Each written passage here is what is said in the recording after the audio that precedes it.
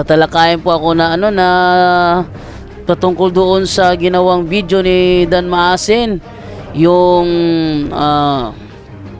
doon, yung tungkol doon sa 5 ebidensya daw niya na ang Saturday ay siyang Lord's Day. Sabi niya Biblia. Ayun yung specific kung sa Israelita ba o sa Kristiyano. Ha? Ayun yung specific eh. Lagay lang niya sa Biblia. Ayaw lang niya sabihin na sa ano yan, sa Kristiyano yan ay sa Hudyo. Ayun yung specific, sabihin lang niya Biblia. Yan ang ginagawa, yan ang inano ni Dan Maasin. So, ating bigyan ng pagkakataong sagutin natin yan. So, ito po, nood po tayo sa maikling sandali po. Ito po.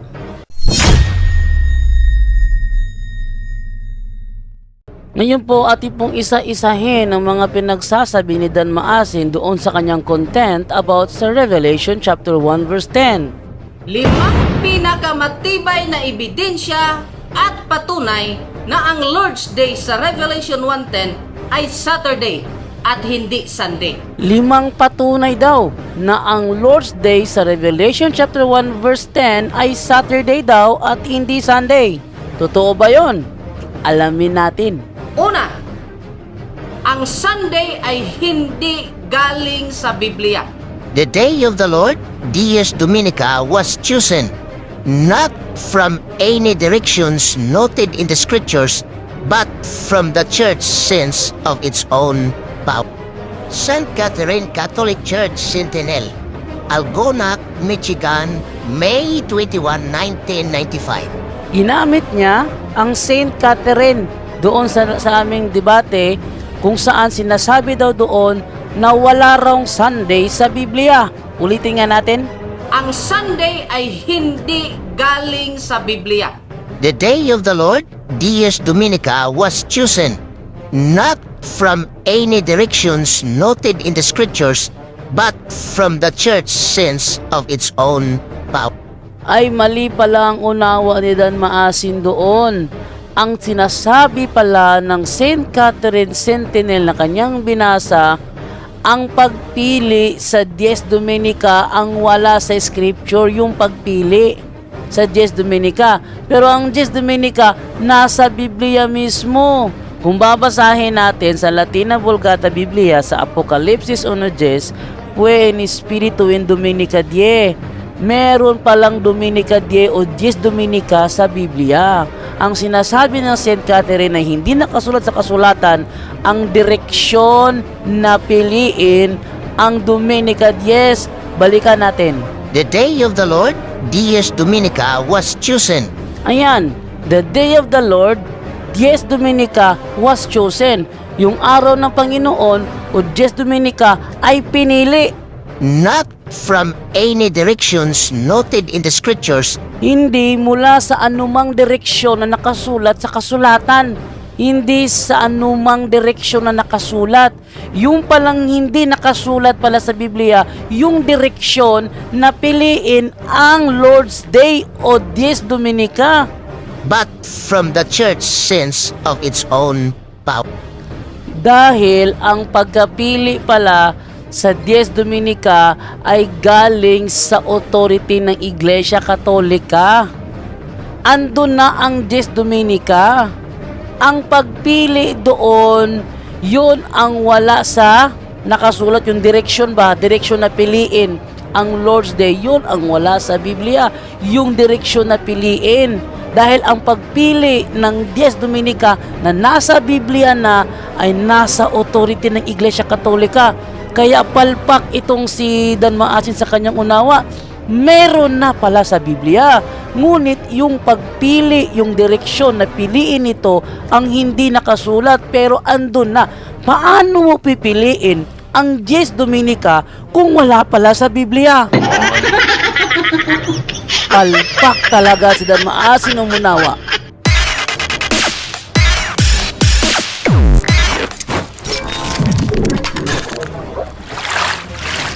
Magandang araw mga kapuntos, at sa araw na ito, Doon naman tayo sa ikalawang ebidensya ni Dan Maasin na ang Lord's Day daw sa Revelation 1:10 ay Saturday daw at hindi Sunday.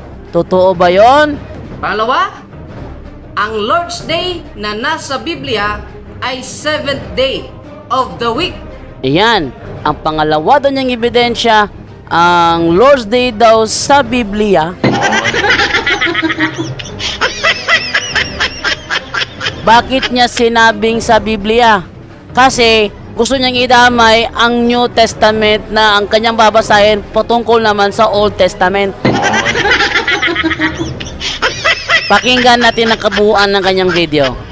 The Faith Explained 3rd edition. We know that in Old Testament times, we know that in Old Testament times, we know that in Old Testament times, it was the 7th day of the week, the Sabbath day, which was observed as the Lord's Day. Ang ikalawang ebidensya ni Dan Maasin, palpak.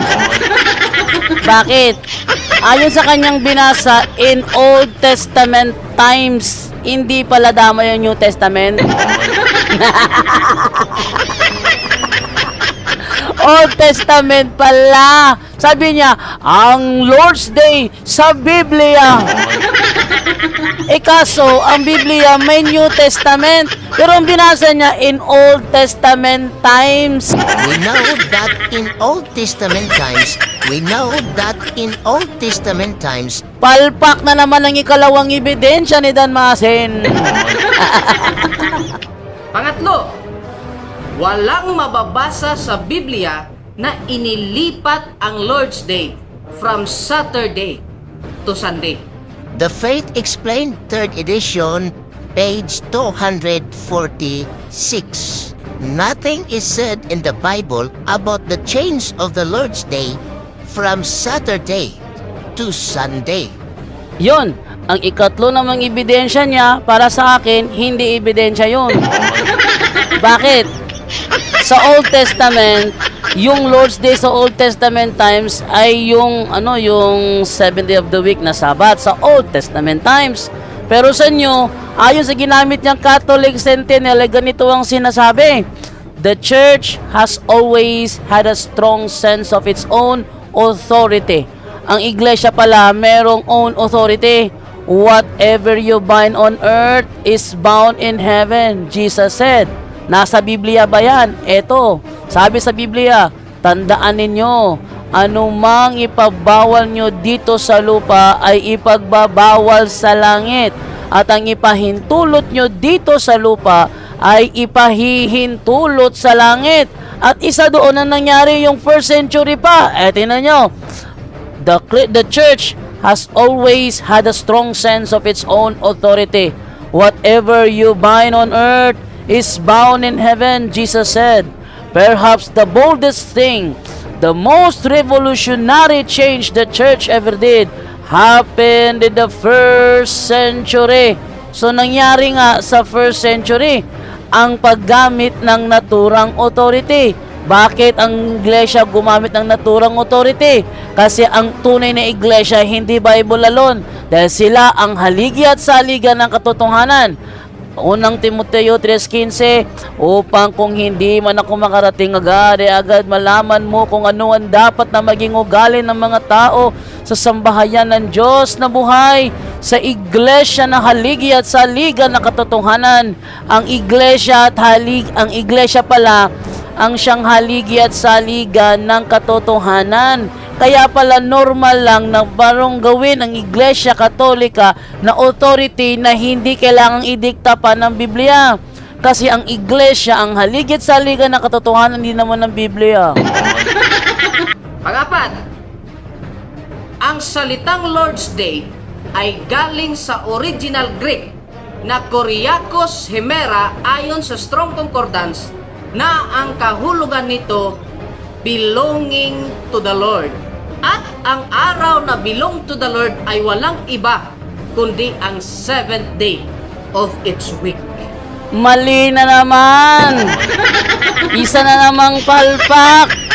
Yung 7th day of the week, ibinigay yon sa mga Israelita. Pero yung day belong to the Lord, lahat ng araw yun. At don't forget, Dan Maasin, araw ng linggo, ibinuhos ang Holy Spirit sa Day of Pentecost at hindi sa araw ng Sabado. Kaya nga walang tinatawag na Pentecost Saturday. Bakit walang Pentecost Saturday? Kasi ang Pentecost, yung pagbuhos ng Holy Spirit, talagang ginawa yon sa araw ng linggo, hindi sa araw ng Sabado. Oh. At hindi naman ako naniniwala, hindi naman kami naniniwala na ang Sabado lang ang belong to the Lord kasi hindi lang naman Sabado lang ang araw na ginawa ng Panginoon.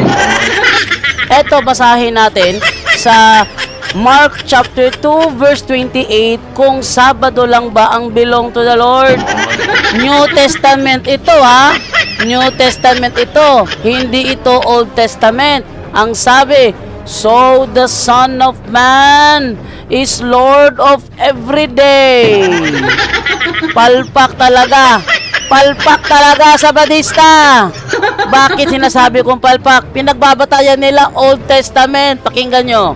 Exodus 20 verses 8 to 10 Contemporary English Version. Remember that the Sabbath day belongs to me.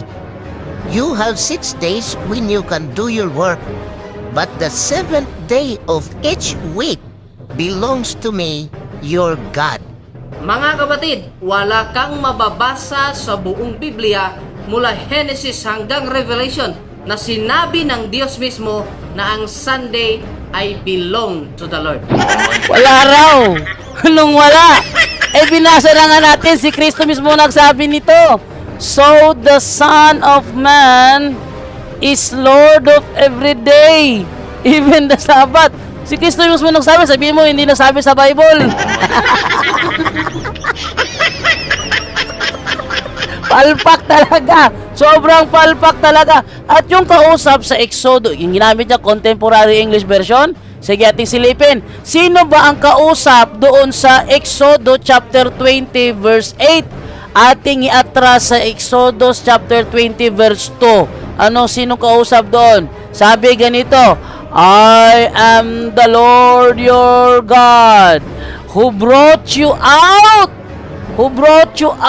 of Egypt where you were slaves. Ang tanong, kasama ba Kristiyano sa na-slave sa Egypt?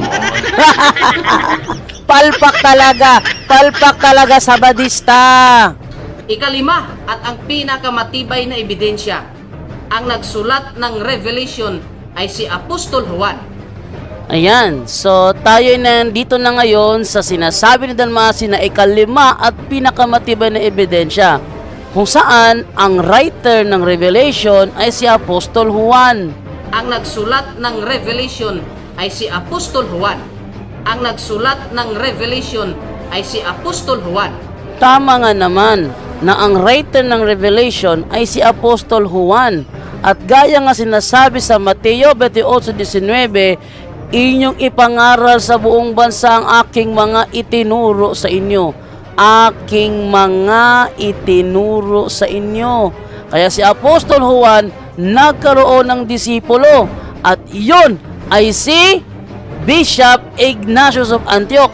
Ngayon, kung babasahin po natin ang buhay ni Ignatius of Antioch, ang sabi ganito, nothing is known of Ignatius' life apart from the words of his letters, except from dubious later traditions. It is said Ignatius converted to Christianity at a young age. Tradition identifies him and his friend Polycarp as disciples of John the Apostle. Ito palang si Bishop Ignatius pala is disciple of Apostle John. Kaya kung ano man ang tinuturo ni Bishop Ignatius of Antioch, ito ay nakuha niya galing kay Apostol Juan ng kanyang naging disipulo. Si Ignatius, hindi pa siya obispo noon. At ang mga itinuro ni Obispo Ignacio nang siya ay naging obispo na ay yung mga natutunan niya sa kanyang mentor na walang iba, si Apostol Juan. Ano naman ang sinabi ni Bishop Ignatius about sa Lord's Day. Ang sabi niya sa kanyang liham sa mga taga-Magnesian sa chapter 9, sabi niya, if therefore those who were brought up in the ancient order of things have come to the possession of a new hope. New hope. Bakit new? Kasi wala yan dati. Of a new hope. No longer observing the Sabbath, but living in the observance of the Lord's Day. Kaya, ito po ang ebidensya mga kapuntos na ang realidad ay hindi pwedeng baluktutin lalo na kung merong ebidensya. Yung sinasabi ni Dan Maasin na ang kinikilala daw ni Apostol Juan na Lord's Day nung siya nabubuhay, yun daw ay Sabat, mali ka. Maling-mali ka. Bakit? Kasi yung sinasabi niyong Lord's Day na referring to the 7th day of the week is only for the Jewish. Tandaan niyo ha, only for the Jewish. It's not for the Christians. Oh, pakinggan natin ang karugtong na sinabi ni Dan Maasin. At ang Lord's Day na kilala ni Juan sa kapanahonang siya'y nabubuhay pa ay walang iba kundi ang araw na Sabat. Ang sabi niya, ang Sabat lang daw, ang araw daw na Sabat, yun lang daw ang kilala ni Apostol Juan na araw ng Panginoon. Yun lang daw, mali na naman. Sa Biblia mga kapuntos, kung babasahin po natin, marami po ang mga reasons kung bakit hindi yan ang pananaw ni Apostol Juan. Unang-una, ating basahin, no? Sa Mateo 28:1, makaraan ang araw ng pamamahinga. Yan ha, maliwanag dito ha. Makaraan ang araw ng pamamahinga. Sa pagbubukang liwayway ng unang araw ng linggo, pumunta si Maria Magdalena at ang isa pang Maria sa libingan upang tingnan ito. So ito ay nangyari sa araw ng linggo. Ano ang sunod na nangyari? Sa versikulo 9, ngunit sinalubong sila ni Jesus at binati. Lumapit sila sa kanya, hinawakan ang kanyang mga paa at sinamba siya. Napakaliwanag rito na si Kristo ay sinamba ng mga alagad sa araw ng linggo. Ano pa ang nangyari? 24:1 ng Lucas, siya ay maagang-maaga pa ng araw ng linggo, ang mga babae ay nagbalik sa libingan, dala ang pabangong inihanda nila. So sila ay pumunta at kanilang puntahan ng libingan, walang naabutan doon.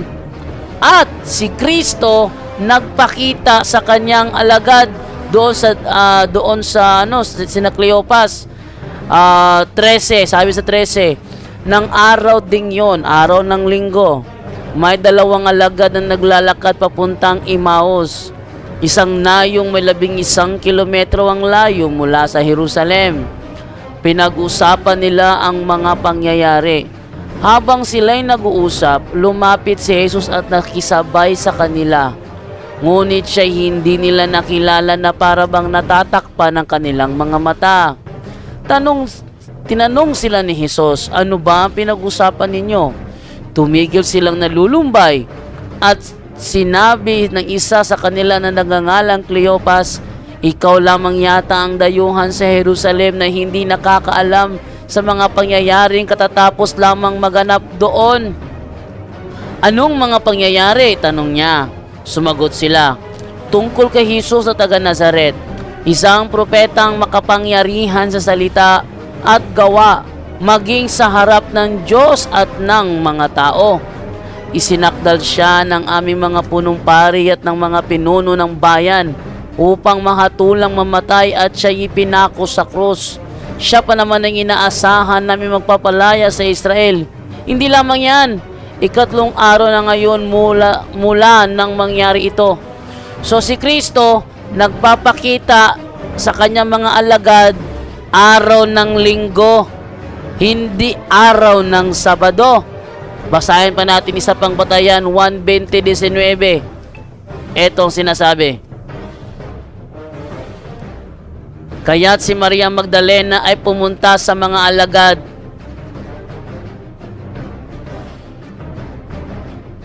Kinagabihan ng araw ding yun, na unang araw ng linggo. Habang nakasarang mga pinto ng bahay na kinaroroonan ng mga alagad dahil sa takot nila sa mga Hudyo, dumating si Jesus. Tumayo siya sa kalagitnaan nila at sinabi, "Sumainyo ang kapayapaan." Pagkasabi nito, ipinakita niya ang kanyang mga kamay at ang kanyang tagiliran. Tuwang-tuwa ang mga alagad nang makita nila ang Panginoon. Ang tanong, ano ang ginawa ng mga alagad nang makita ang Panginoon? 28:16 ng Mateo. Pumunta ang 11 alagad sa Galilea sa bundok na sinasabi sa kanila ni Jesus. Nang makita nila si Jesus, siya'y sinamba nila. Subalit may ilan sa kanilang nag-aalinlangan. So, nung nagpakita ang Panginoong Isus sa mga apostol, sila ay sumamba sa Kanya. Araw ng linggo yon. Hindi siya nagpapakita sa araw ng Sabado. Pangalawa, sa pagkakataong yon, absent si Tomas. Ngunit si Tomas na tinatawag na kambal at kabilang sa 12 ay wala noon nang dumating si Jesus. Wala doon. Ngunit, ano ang nangyari? Muling nagpakita ang Panginoong Isus sa kanila, pero linggo pa rin.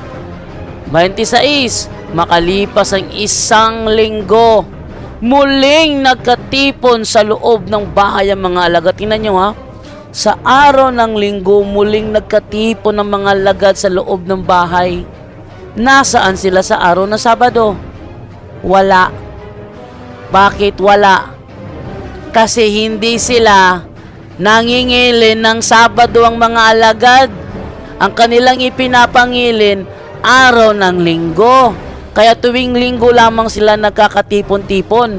Paano sasabihin ni Apostol Juan na nung siya'y nabubuhay, Sabat lang ang alam niyang Lord's Day? Palpak talaga. Palpak talaga itong si Dan Maasin.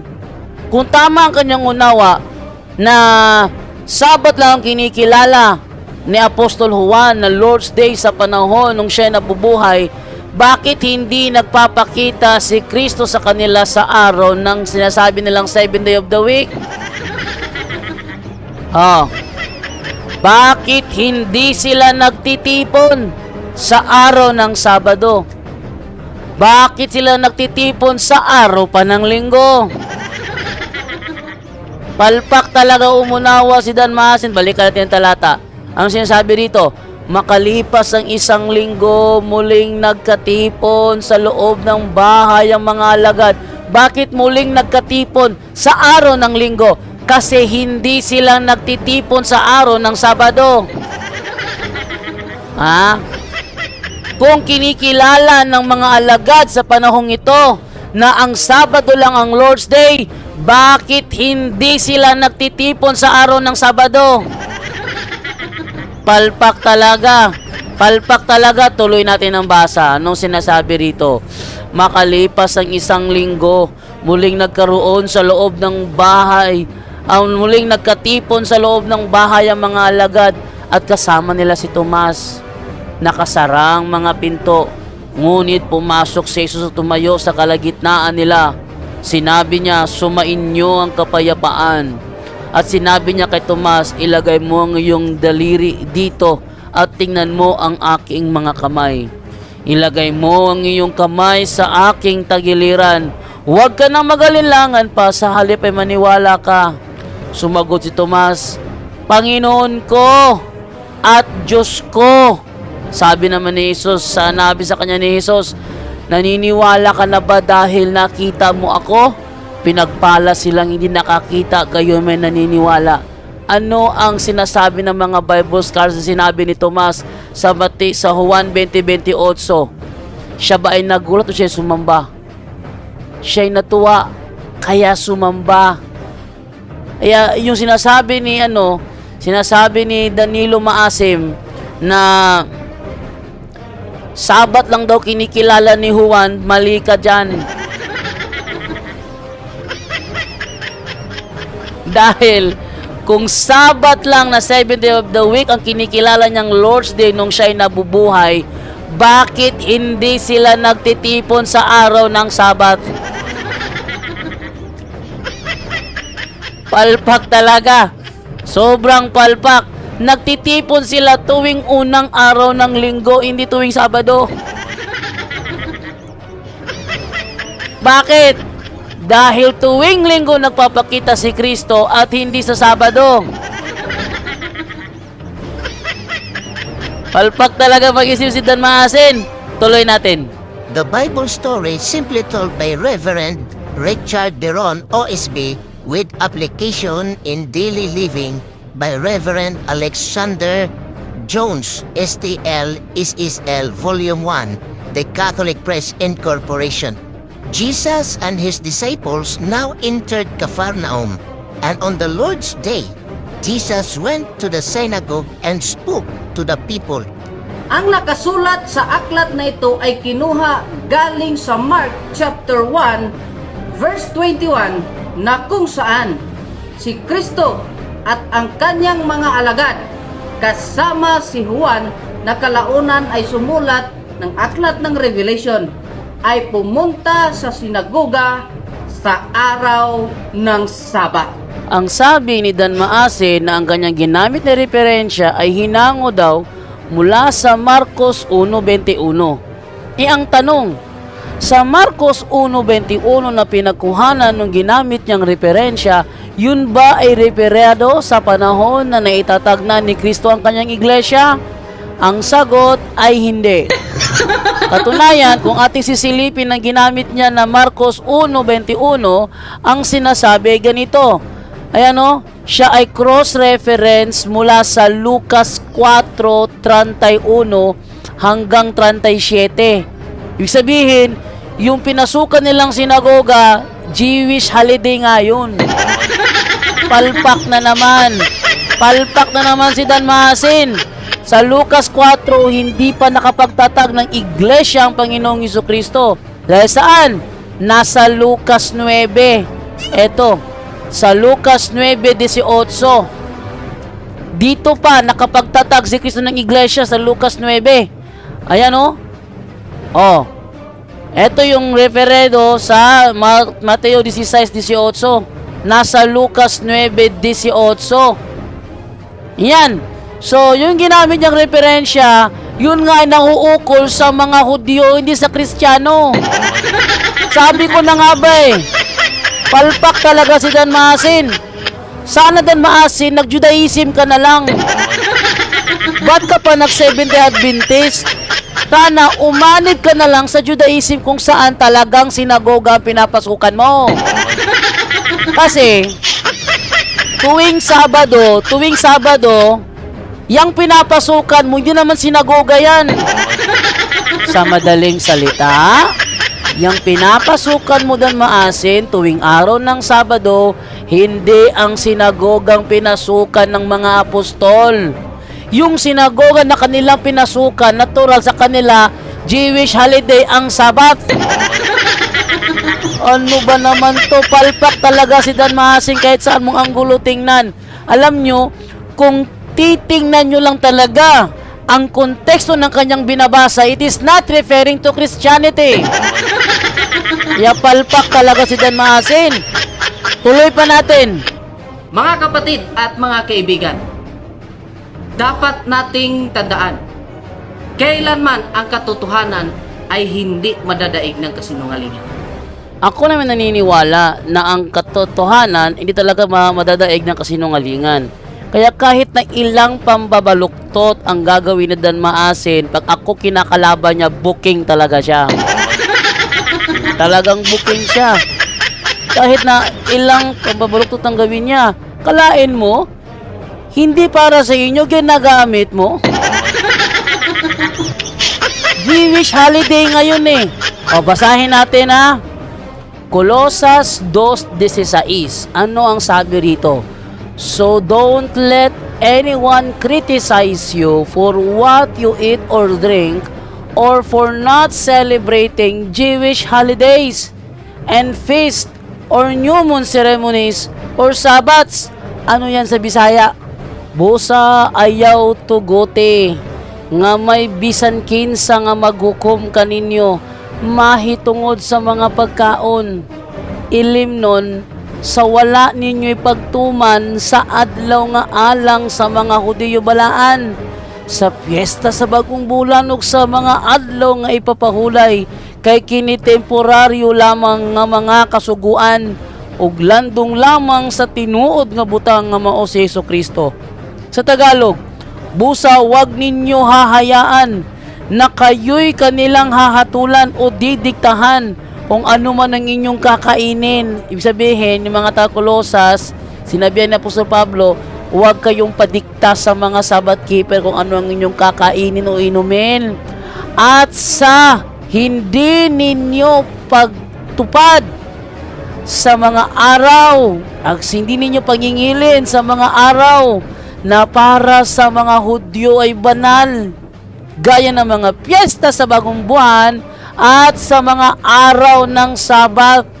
So kung talagang Lord's Day ang Sabat, panahon ng Kristiyano, panahon ng naitatag na, lalo na nung panahon na resurrect na ang Panginoong Hesukristo, kung Sabat ang Saturday, ang Lord's Day, bakit sinasabi sa Kolosas, huwag nyo hayaang hatulan kayo ni sino man o diktahan ni sino man patungkol sa inyong kakainin, sa inyong inumin, at sa hindi ninyo pangingilin ng araw ng Sabat. Kung tama si Dan Maasin. Yan sinasabi ko sa inyo. Palpak talaga, palpak. Kahit na anong pambabaluktot ang gawin niya, booking talaga sa programang ito. Straight to the point. Okay, ganun pa man. Thank you po sa lahat ng tayo mag rito ng mga comment, no? Ating basahin ng mga comment. Una, sabi ni Jesse Bootleg, Brajando, magtuon ka pa og English ingon si Pastor Bacalares. Tuon ako ng English. Alam mo, Jesse Bootleg, kahit sinong teacher ng English na member ng SDA, sasabihin talaga na si Bacalares ang nagkakamali. Bakit? Sarili ninyong aklat binabaluktot. Bakit niya binabaluktot? Sinasabi doon sa inyong aklat, yung Apostolic Church, iba sa Old Testament na kanyang counterpart. Sabi ni Bacalares, hindi daw yun ang ibig sabihin. Nung ginamit niya ang dictionary ko, ano ibig sabihin ng unlike, ano ba sa differs is unlike. Pag sinabing unlike, pareho ba o hindi? No? Hindi pareho yun. Wait lang ha. Okay, no? So, si Bacalares yata ang kailangan ninyong paimbestigahan sa teacher mismo ng English. Kasi, si Ismael Bahenteng, Sabadista rin yun. English teacher yon. Si Ismael Bahenteng nga, hindi namin kasamahan yan. Si Ismael Bahenteng, English teacher yon. Hindi namin kasamahan. Pero siya mismo nasasabi sa akin, palpak talaga unawa ni Bacalares. Ha? Palpak talaga ang unawa ni Bacalares ayon kay Ismael Bahenteng. Tandaan ninyo ha, si Ismael Bahenteng, Sabadista yon. Si Ismael Bahenteng hindi kumakain ng baboy yon. Si Ismael Bahenteng nangingili ng Ten Commandments. Pero siya mismo nasasabi sa akin na si Bacalares binabaluktot ang sarili niyong libro. Pakita ko sa inyo ang sarili ninyong libro ha. Tingnan niyo ha. Ilabas ko yung sarili ninyong libro para makita nyo kung paano binabaluktot ng pastor ninyong mga Sabadista ang inyong libro. Tingnan nyo ha. Ito, kaya ko ito binabalik-balikan kay Bacalares para ipakita sa lahat ng mga SDA na matatalino. Pag sinabing matatalino, mataas ang pinag-aralan sa English. Para makita nila na sarili ninyong libro binabaluktot ng sarili ninyong pastor. Ang ganda talaga ulit-ulitin ito. Tingnan ninyo ha. Tingnan natin. Ating kulin ng context sa inyong sariling aklat. Eto. Sabi dito, the New Testament Church differs significantly from its Old Testament counterpart. Ang New Testament church, iba. Differs significantly, iba siya. Iba, malaki ang pagkakaiba. Differs significantly. Oh, sabi niya, mali daw yung ano ko. Ako daw mag-aral ng English. Eh di, ating buksan sa sa Google Translate para naman makita, no? Oh, ating ating buksan sa Google Translate yung ating ito para ate pakita ang kanyang ang kanilang pagkakamali ni Bacalares. Oh, ito ha. Pakita ko sa inyo. Okay, ita-type ko yung yung sarili ninyong aklat. Type ko rito sa Google. Tingnan niyo. Google Translate tayo. Ayan na. Ating gawin tong Cebuano. Cebuano na lang para mas makita ninyo. Ayan ha. Then, tingnan ninyo. Para makita ninyo na inyong pastor binabaluktot sarili ninyong libro. At ako pa sasabihin na mag-aral ng English. Yung pastor ninyo binabaluktot inyong libro. Tapos ako sinasabi mag-aral ng English. Kawawa naman. Differs significantly. Tingnan ninyo ha, resulta. From its Old Testament counterpart. Tingnan ninyo. Anong sinasabi dyan? Ang bag-ong tugon nga simbahan, lahi kaayo. Lahi kaayo. Gikan sa daang tugon nga katugbang niini. Tagalogin natin para mas maunawaan ng karamihan. Ako yung sinasabing mali daw, sabi ni Bacalares. At yung mga fanatics naman kumakampi. Tagalogin natin, ang sabi rito, malaki ang pagkakaiba ng simbahan ng bagong tipan sa katapat nitong lumang tipan. Ang sabi ni Bacalares dyan, ang meaning daw niyan, pareho daw. Nung pareho. Straight to the point. Nung pareho pinagsasabi ng pastor ninyo. Malaki ang pagkakaiba, kaya nga, differs Differs. Nang binasa niya sa dictionary, unlike, tinanong ko siya, ano yung unlike, pareho o hindi? Hindi nakasagot ang pastor. Ngayon, gusto nyo isa-isahin ko Tagalogin yung ano ninyo? Ito naman tayo sa The Apostolic Church. Ating isa-isahin na naman. The Apostolic Church became an independent organization. Tingnan nyo. Separate from the nation of Israel. Yan. Ang apostolikong simbahan ay naging isang malayang organisasyon na hiwalay sa bansang Israel. Hiwalay. Separate from the nation of Israel. Ito naman tayo sa next naman na sentence. National boundaries were discarded. Ako pa ang sasabihin ninyong mag-aral ng English. Discarded. Giving the church a universal character.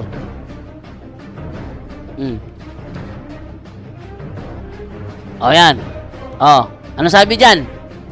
Ang mga pambansang hangganan, yung limit ba ng lugar, ang mga pambansang hangganan ay itinapon. Ibig sabihin, binaliwala yung limit ng lugar.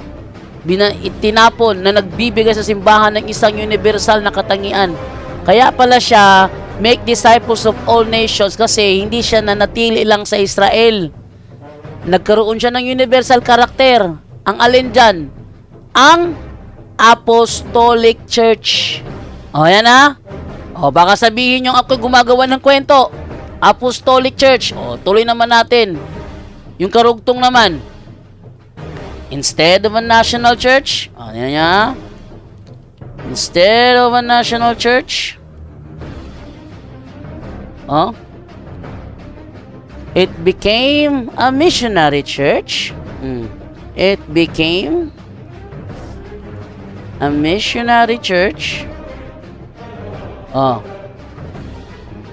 Missionary church existing to accomplish God's original plan. Accomplish God's original plan. Which was restated, tingnan nyo ha, which was restated in the divine mandate of its founder, Jesus Christ. Sa Tagalog, ano sa Tagalog yan? Sa halip na isang pambansang simbahan, ito ay naging isang misyonero na simbahan na umiiral upang maisakatuparan ang orihinal na plano ng Diyos na muling inihayag sa banal na utos ng tagapagtatag nito, si Hesukristo. Sino ang merong tagapagtatag? Yung Apostolic Church na siyang subject, main subject ng paragraph na ito. Sabi ni Bacalaris, wala raw sinasabi dyan na siyang founder. Straight to the point. Tingnan ninyo ang pastor ninyo. Sarili ninyong libro binabaluktot. Kaya nga ako pa ulit-ulit sa ano na yan, para makita ninyo kung paano binabaluktot ng inyong pastor ang sarili ninyong libro. At kayo naman, kampi-kampi naman kayo. Straight to the point. Ano ba yan? Para batakpan ang kabubuhan ng pastor ninyo? Straight to the point. Ha?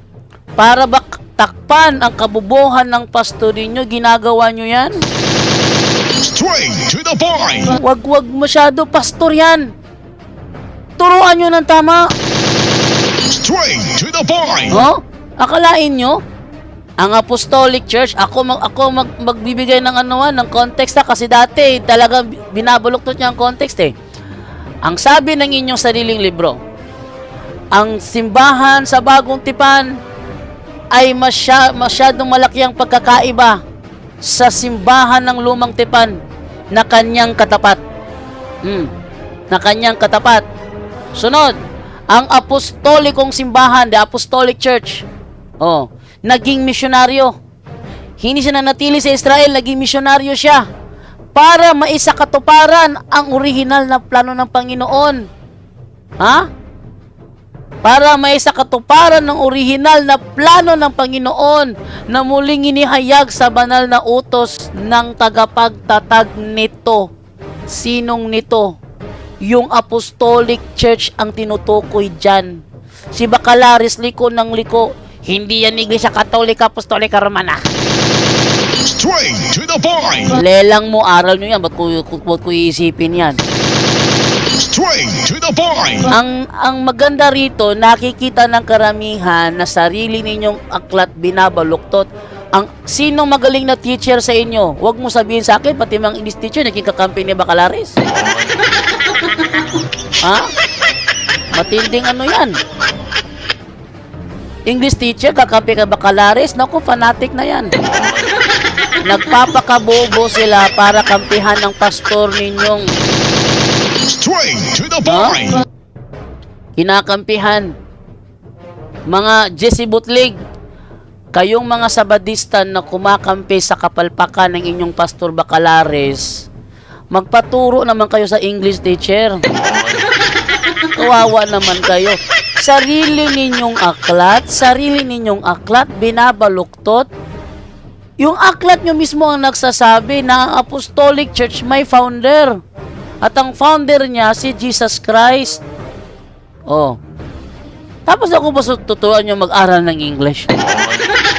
Ito pa, isang kapalpakan pa. Gilier Pacana, sabi ni Gilier Pacana, sino yun? Sino nga si FD yun? Nakalimutan ko sino yun.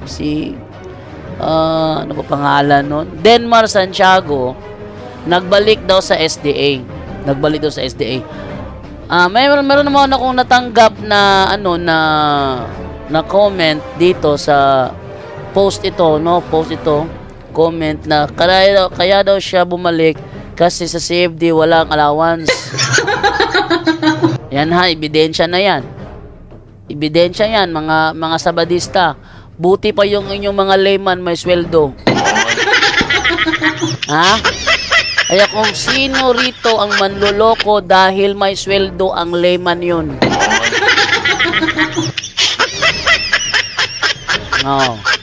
Ang layman ninyo, libre motor. O kung may motor na, libre gasolina, libre pa kwarto. Libre pa snack. Oh, may sweldo pa dati sa nung ako yung SDA pa, ang sweldo 4,000 a month.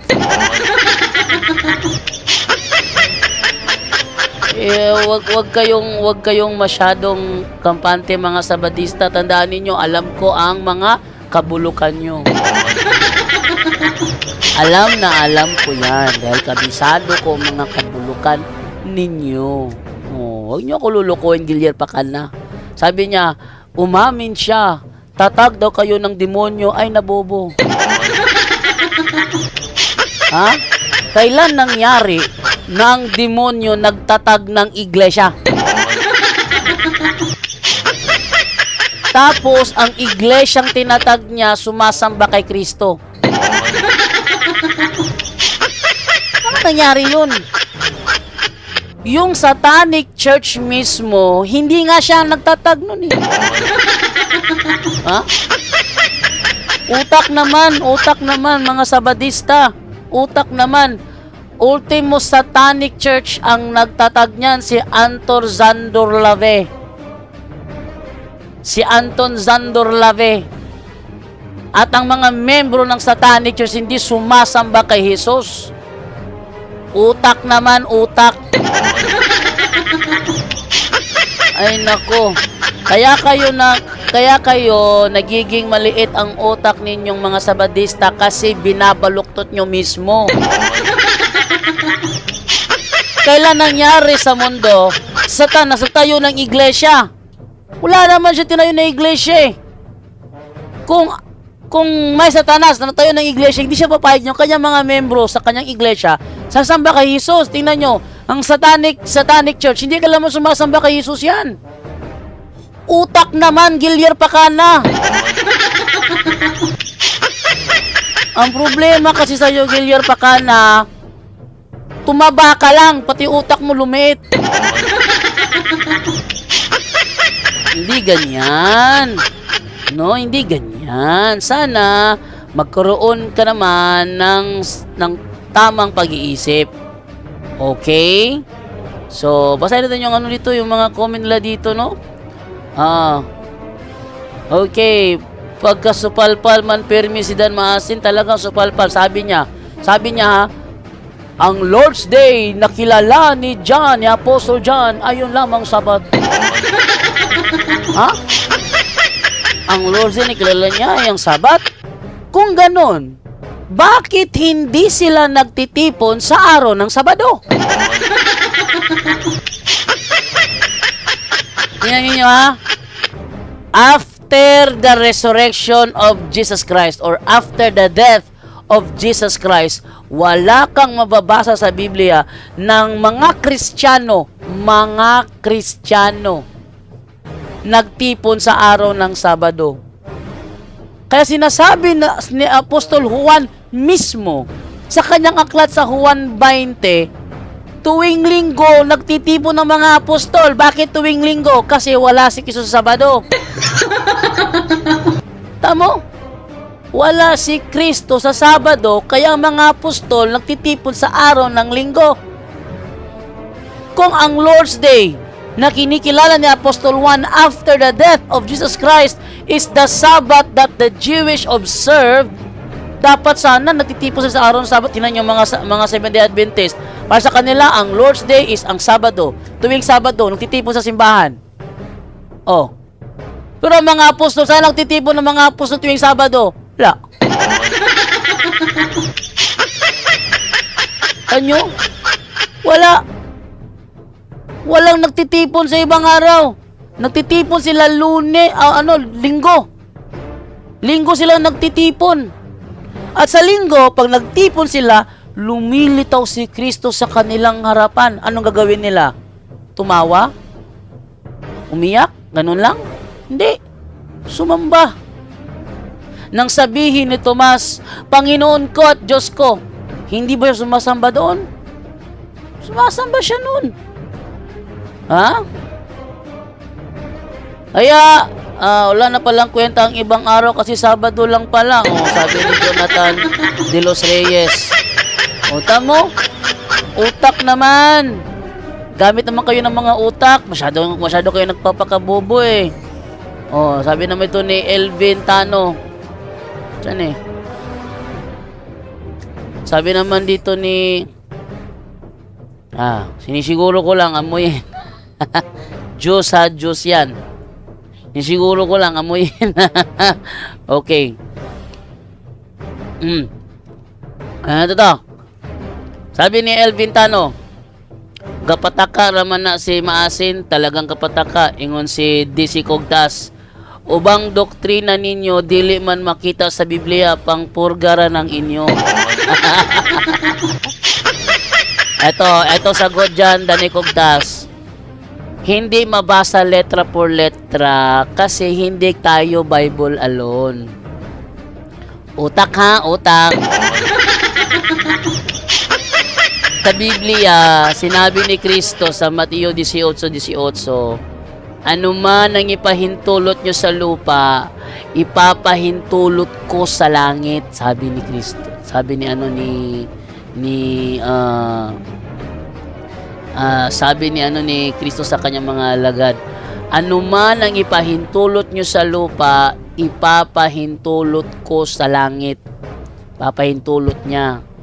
Kaya si Apostol Pablo, kinamit ang kanyang authority na gawin yung ano man ang kanyang ipahintulot. Tingnan nyo sa Biblia ha. Papasaya ko sa Biblia ha. Sabi ni Apostol Pablo. Sabi dito tayo sa unang Korinto ba yun? Tinan ko lang muna ha. Double check ko lang. Unang Korinto 7:12. Ito sa sabi ni Apostol Pablo. Yan. Sa iba naman, ito ang masasabi ko. Ito'y opinyon ko lang. Walang sinabi ang Panginoon tungkol dito. Sa madaling salita, ang ituturo ni Apostol Pablo simula sa bahaging ito, wala sa Biblia. Ha? Wala sa Biblia ito. Dahil ito'y opinyon niya lang. Siguro kung buhay pa si Danny Cogtas sa panahong yan, siya ang unang mupalo ni Pablo. Ha? Siguro kung buhay na si Danny Cogtas sa panahong yan, siya ang unang mupalo. Ano ba sa Tagalog yung mupalo? Baka siya yung unang sumapak kay Apostol Pablo. Baka sa panahong ito sasabihin ni Danny Cogtas, ba't ka nagtuturo? Opinion mo lang, ituturo mo. Baka sabihin ni Danny Cogtas yan. Kasi si Danny Cogtas, dati niyang pastor ng Solpot, nagkatoliko. Kaso nga lang, yung kanyang puso na Bible alone na natili pa rin. Kaya niya nililimitahan yung kanyang sariling unawa kasi hindi para sa kanya, Bible alone pa rin. Bible alone pa rin. Kaya niya nililimitahan sarili niyang unawa. Sa Biblia, si Apostol Pablo gumamit ng kanyang opinion at itinuro sa buong iglesia. Walang sinabi ang Panginoon tungkol doon. Sa madaling salita, wala sa Biblia. Ang itinuro niya sa unang Korinto 7:12. Sabi niya, ito'y opinion ko lang. Ating balikan. Sa iba naman, ito ang masasabi ko. Ito'y opinion ko lang. Walang sinabi ang Panginoon tungkol dito. Kung ang isang mananampalataya, lalaki ay may asawa na hindi mananampalataya na gusto namang magsama sila, hindi niya dapat hiwalayan ng babae. At kung isang babae naman ay may asawang hindi mananampalataya na gusto namang magsama sila, hindi niya dapat hiwalayan ng lalaki. Sapagkat ang lalaking hindi mananampalataya ay tinatanggap ng Diyos dahil sa kanyang mananampalatayang asawa. At ang babaeng hindi mananampalataya ay tinatanggap din ng Diyos dahil sa kanyang mananampalatayang asawa. Dahil kung hindi, maging ang mga anak nila ay hindi tatanggapin ng Diyos. Ngunit ang totoo, tinatanggap din sila ng Diyos. Ngunit kung gustong humiwalay ng asawang hindi mananampalataya, hayaan siyang humiwalay. Sa ganitong pangyayari, wala ng pananagutan ang mananampalatayang asawa dahil tinawag tayo ng Diyos upang mamuhay ng mapayapa. Kung sa bagay, hindi naman kayo nakasisiguro kung ano ang inyong pagsasama. Kung ang inyong pagsasama ay magiging kasangkapan ng Diyos para maligtas ang inyong asawa. 17. Ang bawat isa sa inyo ay dapat mamuhay ayon sa kalagayan na ibinigay ng Panginoon sa kanya. Dapat manatili siya sa kanyang kalagayan nang tinawag siya ng Diyos. Ito ang iniuutos ko. Ito ang iniuutos ko sa lahat ng iglesia. Saan galing ang iniuutos ni Apostol Pablo? Galing sa kanyang opinyon. Ni walang sinabi ang Panginoon tungkol sa kanyang itinuro dito. Sa madaling salita, ginamit ni Apostol Pablo ang kanyang authority as bishop para ituruan ng mga Kristiyano. Ano man ang inyong ipahintulot sa lupa, ipapahintulot ko sa langit. Diyan na ginamit ni Apostol Pablo ang kanyang authority. Siguro kung nandyan si Danny Cugtas buhay pa, baka masapak si Apostol Pablo.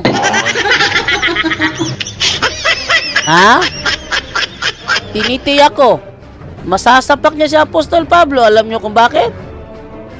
Kasi, para sa kanya, huwag kang magturo, wala sa Biblia yan. Yan ang magiging resulta. Yan mga Bible alone, naku, peligro kayo. Tuloy tayo sa pagbabasa ng mga comment dito. Okay, tingnan natin yung mga comment. RCC lang ang maliligtas, Founder Jesus Christ, 33 AD, siyang tunay mabuhay mga RCC, sabi ni Achango. Okay. Sabi naman ni Jeffrey Ann Silva Patalingog, ang bot ni Modan Maasinoy. Straight to the point. Okay, mga Sulpot Oculto founder nito, tao lang. Tama, tao lang. Basta Sulpot, bot-boton. Ito naman si Peter Bacleg. Dan Maasin, ang mukha parang hito.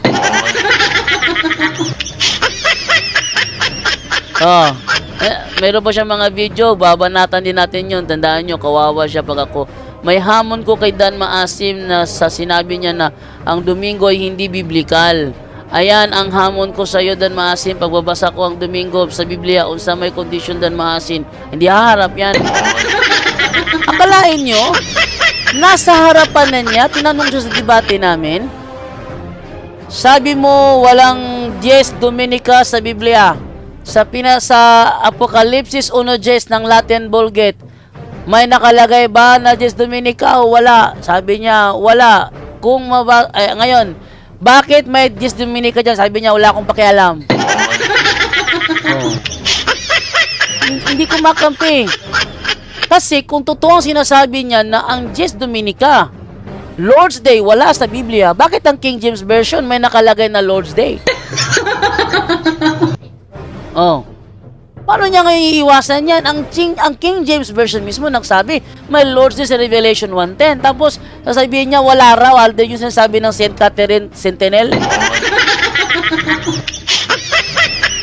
Ang liwaliwanag Ang hindi nakasulat sa Biblia, ang direksyon na piliin ang Lord's Day.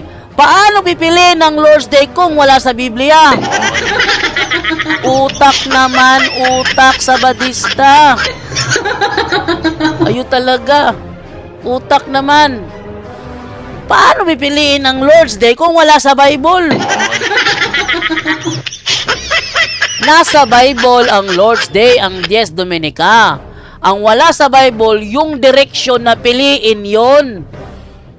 Bakit wala sa Bible yung direksyon na piliin yon? Kasi ang iglesyang iniwanan ng authority, hindi ang Bible. Iba naman yan. Ang iniwanan ng susi, iglesia, hindi Bible. Ay nako, mga utak talaga. Ang haligi at saliga ng katotohanan, iglesia, hindi Bible. Nako. Iba naman tong mga taong ito. Palpak talaga si Dan Maasin, naligaw ang relihiyon niya, sabi ni Lito, galos mo. Ito naman si Jaime Altobar. Palpak na palpak ang mga religion of Sabbath and foods. Ano nyo, abangan ninyo ha. Ilalabas ko yung mga palpak na mga sagot ni Bacalares. Si Bacalares, ang pandarayang ginagawa ng pangutana pastor, kaya siya takot pumasok sa punto por punto. Alam nyo kung bakit? Kasi hindi niya magagamit ang kanyang pagmumute. Sasabihin niya, magpalamok ko dito. Eh di mag-usap tayo, one-on-one. Oh, parating nyo kay Bacalares. Pili siya, sino gustong kalabanin niya, one-on-one. Wala ibang makikialam. Sila lang dalawa. Yung pala problema niya eh. Oh. Matapang pa si Mark Umbaw sa iyo, Bacalares. Ha? Matapang pa si Rayan Fuentes. Si Rayan Fuentes, matapang pa si Rayan Fuentes. Akalain mo, ilang beses na si Rayan Fuentes sa programa namin. Matapang si Rayan Fuentes. Mark Umbaw, ilang beses na yon matapang si Mark Umbaw. Bacalares. Tandaan ninyo, 3 beses ko nang pinasok ang programa niya, pero siya ni isa, ni anino man lang, hindi pakita rito. Alam nyo kung bakit? Kasi hindi uubra ang kanyang pandaraya sa amin. Sa kanya, nung una ko siyang pasukin, yung linya ko pinutol. Buti na lang nakapag-video ako. Oh, nagbasa lang ako ng libro, pinutol. Sabi niya, ayan dyan daw, pinutol mo na naman. Anong pinutol? Nandoon ako. Buti na lang nakapag-record ako. Sa Cebu nangyari yun. Nasa konsolasyon ako noon. Oh, pangalawang tawag ko sa kanya. Nagtutun ako sa doon sa deliverance room. Talagang namumutol. Ginamit niya yung Darwinian theory para ipalitaw niya na huwag paniwala ng referensya. Eh, paano yan? Maraming sabadista gumagamit ng referensya. Maraming sabadista ang gumagamit ng world history. Kung tama ang mindset, ang utak nitong Bacalares na ito, sana lahat ng sabadista hindi nila gumagamit ng world history. Utak talaga, utak. Ano ba klaseng utak nilagay kay Bacalares? Nga? O ngayon, yung kasamahan naman niya, kumakampi. Tinan mo ang Lito Narbay, gumawa ng video. Tinira ba naman ako, pero hindi pinakita yung nasa loob ng Thayer. Pinakita lang niya yung title, tapos mukha ng tao nakaganon.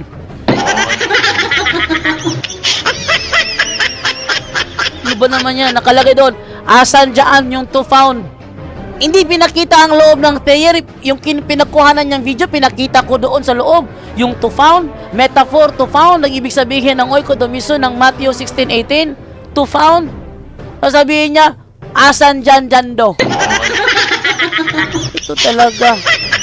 Kampi-kampihan na lang itong mga Sabadista, bulok masyado. Alam nyo, yung mga style ninyo, sabi ni Dan Maasin, kapag katotohanan hindi yung mananay ka kasinungalingan, talagang hindi mananay, kaya kayong inyong kasinungalingan ninyo, booking na booking, hintayin nyo ako tumira, booking kayo lahat. Oh, lahat ng Sabadista dyan, sino marunong? Si ano? Si Sarmiano? Si Sarmiano takot na tawagan eh. Ha? Si Sarmiano takot tawagan. Oh, sige,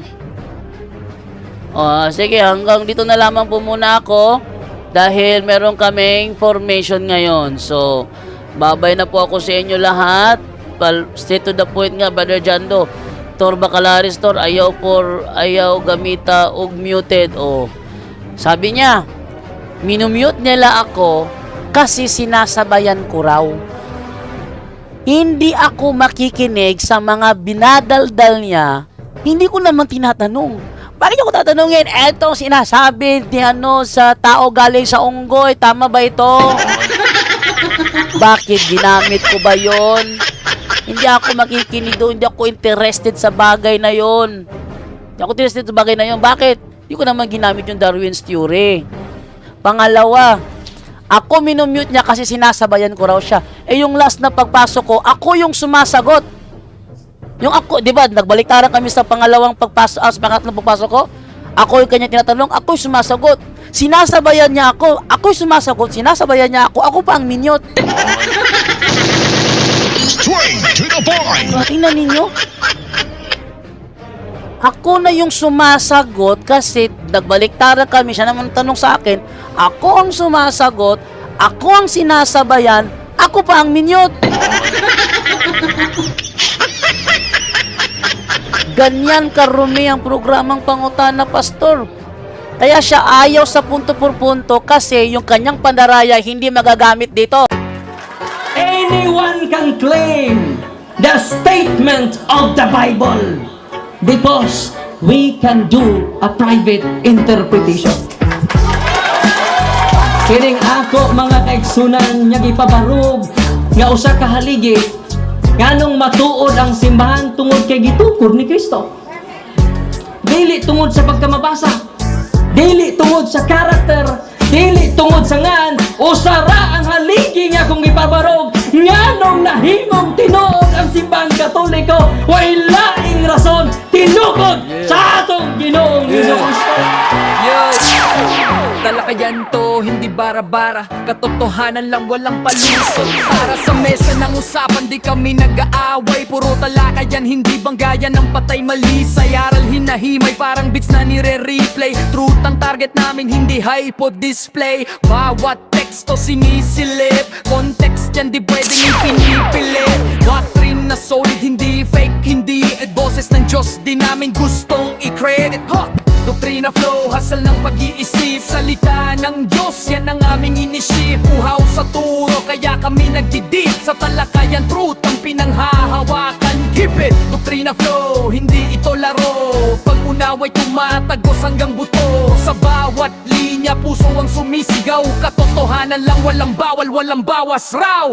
May tanong, sige lapag mo, let's go. Di kami takot sa debate na may respeto. Spirito ang guide, parang bigtas mood ang tempo. Pag may liwanag, lahat ng shadow nagme-melo. Hindi kami nagmamarunong nag-aaral lang. Pag may gap sa mind, Diyos ang pumuno niyan. Ang Iglesia ng Diyos mula Espanya, papuntang Pilipinas. Dapat malinaw yan.